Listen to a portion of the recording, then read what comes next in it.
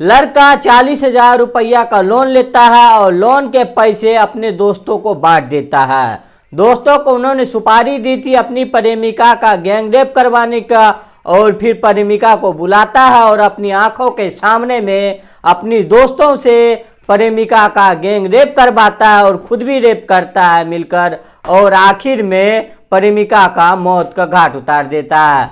अब आपका दिमाग चकरा गया होगा ये सुनकर के आखिर उन्होंने अपने ही दोस्तों से अपने प्रेमिका का रेप करवाया, फिर अपने दोस्तों को पैसा दिया और फिर प्रेमिका का हत्या क्यों कर दी। आखिर उन्होंने ऐसा क्यों किया, प्रेमिका की आखिर कौन सी गलती थी और प्रेम कहानी में ऐसा क्या हुआ।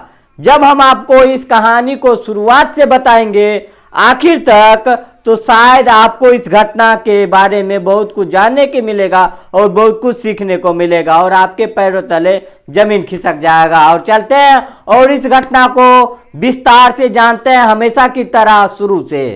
तो दोस्तों, मेरा नाम कौशल है और आज की जो घटना है उत्तर प्रदेश की मुजफ्फरनगर की है और वहाँ की एक बुराना थाना है और वहाँ का एक गाँव है।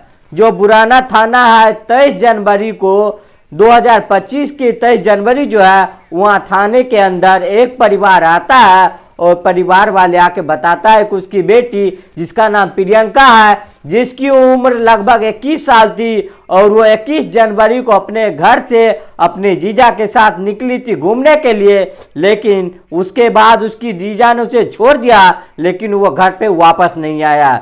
अब वो जो थाने को कोतवाल था जिसका नाम SHO आनंद देव मिश्रा है, वो रिपोर्ट दर्ज करवाने के बाद प्रियंका को ढूंढने में लग जाता है।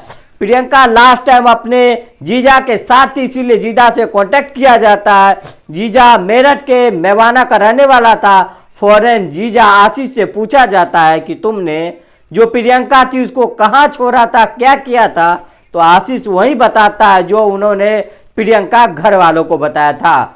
उन्होंने बोला कि मैं दो दोस्त था, वो अलग गाड़ी से और हम अलग गाड़ी से और यहाँ पे आए थे और हम लोग घूमने के लिए गया था, खाया पिया कुछ, और फिर शाम के टाइम मैंने प्रियंका को उसके घर के पास ही छोड़ दिया और फिर मैं वापस आ गए थे अपने घर।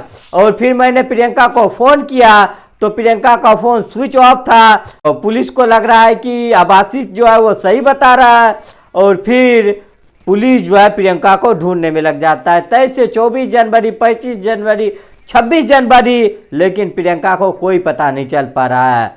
लेकिन अचानक से 25 जनवरी के परिवार के लोग आते हैं फिर से और फिर परिवार वाले बोलते हैं कि जो हमारा शक है वो किसी और पे नहीं बल्कि उसका जो जीजा है प्रियंका का आशिक, उसी पे मेरा शक है, क्योंकि हमने तमाम लोगों से पूछताछ कर लिया, गांव से एक एक इंसान से पूछताछ कर लिया। एक एक इंसान ने यही बताया कि 21 जनवरी को प्रियंका गई जरूर थी लेकिन वापस नहीं आई। जो आशीष बोल रहा है कि वापस उन्होंने प्रियंका को आके घर पे छोड़ा, वो झूठ बोल रहा है।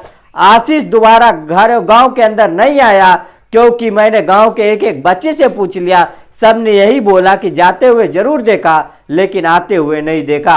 जब पुलिस को ये सारी बातें पता चलती है तो जो प्रियंका की कॉल डिटेल्स निकालती है, आशीष की कॉल डिटेल्स निकालती है और पुलिस के हाथ एक और सबूत निकलता है। सबूत ये था कि प्रियंका और आशीष की लगभग 2 सालों से बराबर कॉल पे बात होती थी और बात इतनी ज़्यादा होती थी कि दिन में 30 से 40 बार कॉल होता था, घंटों घंटों बातें चीतें होती थी। पहले बातचीत ज़्यादा होती थी लेकिन अब जाकर बातचीत कम हो गई है। अब ये बात प्रियंका के घर वालों को बताई जाती है और पुलिस का शक जो है अब जीजा और साली के अवैध संबंधों पे जरूर जाता था और उसके मामलों को देखते हुए उसको हिरासत में लिया जाता है और वो अस्पताल के अंदर था उस टाइम। वो जो अस्पताल वहाँ पे वो वार्ड बॉय है। जब उसको हिरासत में लिया जाता है तो उसे पूछताछ की जाती है तो आशीष यही बोलता है कि मैं तो अपने साली को छोड़ा था घर पे, जो उसका पुराना बाती थी वही बता रहा था। लेकिन पुलिस अब उसे सख्ती से पूछताछ करती है। उसके फ़ोन को जब चेक करती है तो प्रियंका के साथ साथ में बहुत सारे ढेर सारे फोटो उसका मिलता है और उसकी प्रेम कहानी सारा कुछ बताती है और बोलता है कि जल्दी जल्दी सही सही बात बताओ, आखिर तुम्हारी प्रेम कहानी क्यों चल रहा था, कैसे चल रहा था, और तुम अपने जो गुनाह है वो कबूल कर लो, और प्रियंका के बॉडी कहाँ पे है। जब पुलिस ऐसे पूछती है तो उसको लगता है आशीष को कि शायद पुलिस को सब कुछ पता चल गया है, और आशीष टूट जाता है और वो बोलता है कि मैंने प्रियंका की हत्या की है और अपने दोस्त शुभम और दीपक के साथ मिलकर। और जब पुलिस पूरी कहानी को शुरू से आखिर तक जांच पड़ताल करती है तो पता चलता है कि जो आशीष था उसको 4 साल पहले शादी हुई थी मुजफ्फरनगर से, क्योंकि ये मेरठ के रहने वाला था। लगभग दोनों के घरों के बीच 51 किलोमीटर का फासला था। शादी 4 साल पहले हुई थी और शादी के बाद से जीजा जो है वो अपनी साली के साथ बहुत करीबिया था। साली के साथ मजाक करना, शादी आदि घर वाली होती है ऐसी बातें करना, और इन्हीं मजाकों के बीच जो साली प्रियंका थी वो 2 साल पहले उसके साथ अवैध संबंध शुरू हो जाते हैं। अब साली जब घर पे आई थी, आशीष की जो पत्नी थी वो प्रेग्नेंट थी, उसकी देखभाल के लिए प्रियंका जो है घर पे आई थी, और इसी बीच में दोनों के संबंध बनते हैं और दोनों के बीच में सब कुछ हो जाता है। अब वक्त गुजरता है, अब प्रियंका अपने घर आ जाती है, फोन कॉल पे बातचीत करना, सब कुछ अच्छा चल रहा था। आशीष ये सारी बातें बताता। अब आशीष बोलता है कि उसका डिमांड हो जाता है कि जो आप अपनी पत्नी का यानी कि उसकी बहन को जो कपड़ा लाते हैं वो कपड़ा मुझे भी ला के दो, जो उसको शॉपिंग करवाती हो मुझे भी दो। वो बोलता है कि वो मेरे से पैसे मांगती थी, इसके सारे शौक मैं पूरा करवाता था, और अगर मैं पूरा मना करता तो ये बोलता कि मेरी जो उसकी प्राइवेट फोटो और वीडियो है, आपत्तिजनक वाली फोटो और वीडियो है जिसमें उन्होंने कपड़ा नहीं पहना है, वो वीडियो वगैरह मैं वो वीडियो डाल दूंगा, सारे रिश्तेदार में पता चल जाएगा, तुम्हारी शादी टूट जाएगी, फिर तुम्हें राजी फिर मुझसे शादी करनी पड़ेगी। और जब मुझे ऐसे डराता था तो मैं उधार लेके कहीं से भी पैसे लेकर इसका पेटीएम में डालता था, ये सिलसिला बराबर चलता था।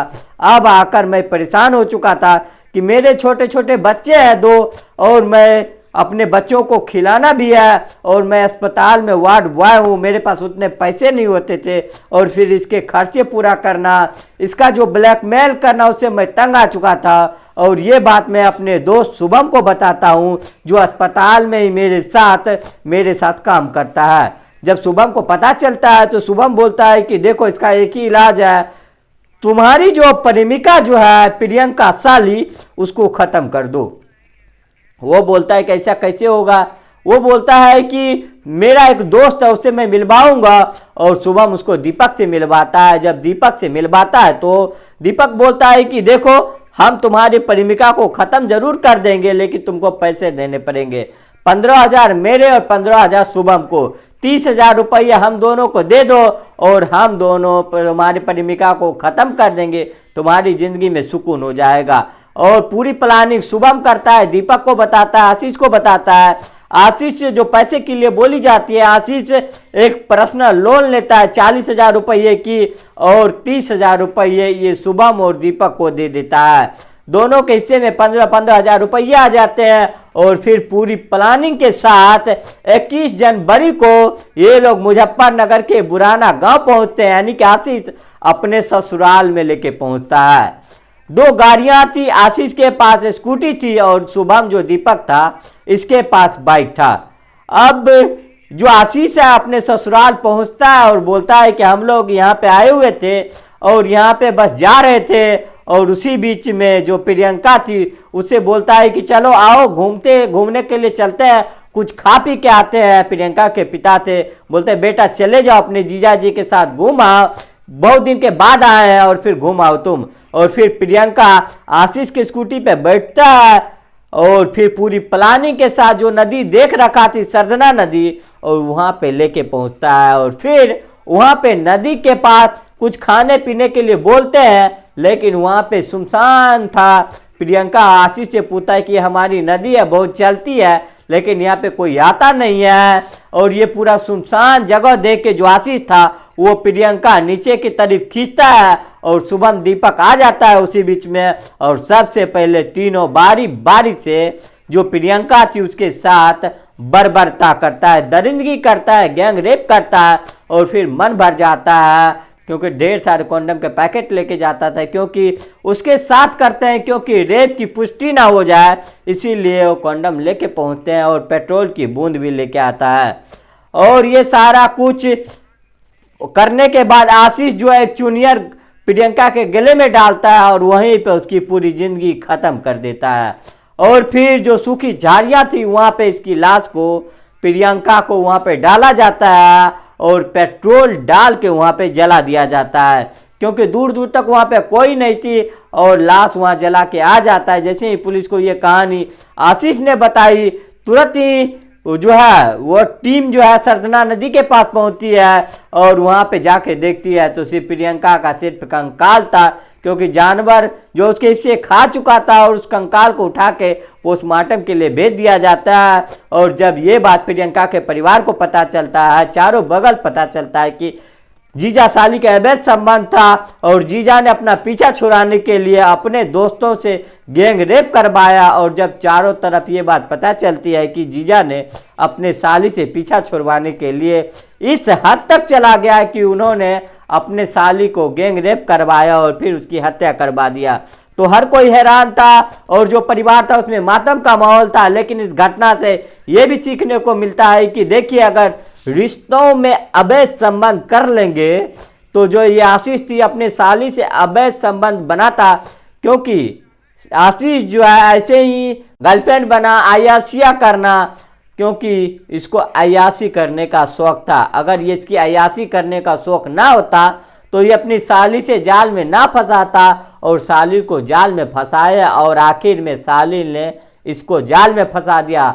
तो कभी कभी शिकार करने वाला खुद शिकार हो जाता है। अब तो साली तो नहीं रही, अब आशीष की ज़िंदगी भी खराब हो गई। और अब आशीष की दोस्त शुभम और उसकी जो दोस्त है दीपक, उसको ढूंढ रही है पुलिस। आप इस घटना पे क्या बोलेंगे कमेंट बॉक्स में जरूर बताइएगा। इस घटना का सुनाने का उद्देश्य किसी को परेशान करना नहीं, किसी को दुख पहुंचाना नहीं, बल्कि आपको जागरूक करना, आपको सचेत करना है। बाकी इस वीडियो में इतना ही, मिलता है नेक्स्ट वीडियो में, तब तक के लिए जय हिंद, जय भारत।